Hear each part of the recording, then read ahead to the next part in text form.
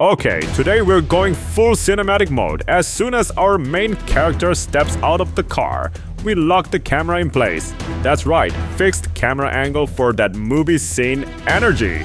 He's not going straight to the orphanage though. Nope, first he's heading uphill to visit an old friend. There's a little security shack up there. And guess what? It used to be the ultimate hideout for the kids when things got rough. Kind of like their own secret base. To keep the shots from getting boring, I set up 3 different camera angles along the way. Gotta keep the visual spicy. Now let's make a cute little sign. AI actually gave me a decent texture this time. We're using it. Next, we need to design the security guard. Think white hair, kind smile, basically the human version of a warm cup of tea. But the shadows on his face made him look way too edgy, so I photoshopped in some even lighting to fix it up. Since it's cold outside, I gave him some warm-looking clothes too.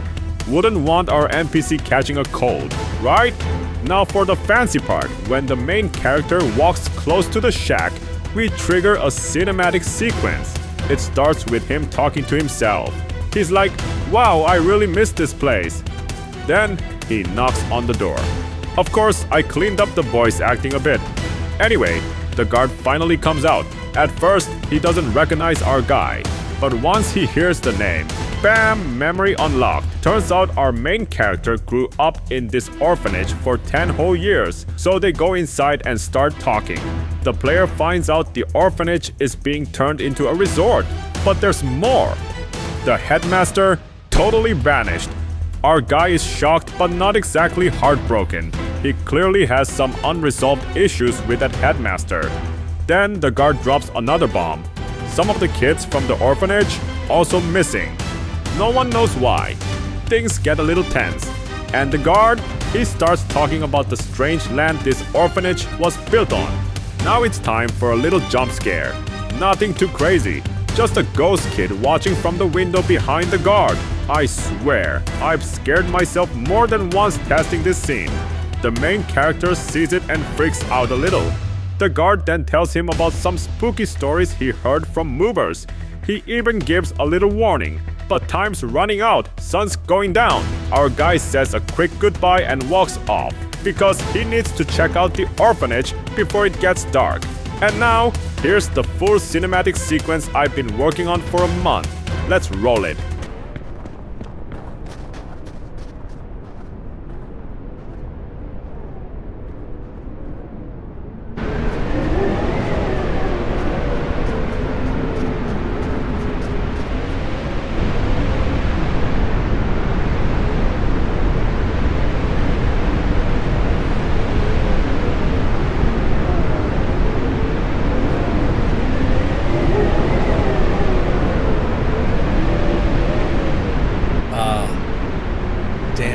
Been forever.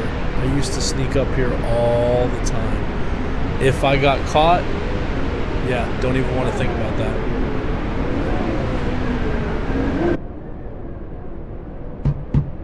Hey, anyone home? Hello? Huh? Wasn't expecting anyone today. Hey sir, it's me, Julian. Julian Darnell. I grew up at the orphanage. Don't know if you remember, but I left about 12 years ago. Got adopted. Julian? Oh, hell. You were that kid who stayed here the longest. Look at you now. Time really does fly. It's freezing out here. Come on in, let's talk. You've really grown up well, Julian. Good to see you're doing okay. So, what's bringing you back here? Besides the movers, nobody really comes up here anymore. It's nice seeing someone who remembers the old place. Honestly, I heard they're turning the orphanage into a resort. Just felt like seeing it one last time. Is the orphanage really empty now? Yeah, completely. After the headmistress disappeared, they moved all the kids out. Wait, disappeared? What exactly happened? You mean she's dead? I'm not sure. Just vanished one night. No clues, no note, nothing. Completely gone without a trace. I see. Honestly, it'd be better if she were dead. A woman like that. Julian, Sounds like you didn't come back with good memories. You know as well as I do, I spent 10 years here since I was a baby. You saw how much she abused me and other kids. That damn woman. Look, Julian, there's something you should probably know. Heard this from some locals down in the village. A shaman who knows about these kinds of things. They say this place isn't natural. Like a meteor or something fell here ages ago, carving out these cliffs. They call this spot the Devil's Door, a place of pure evil energy.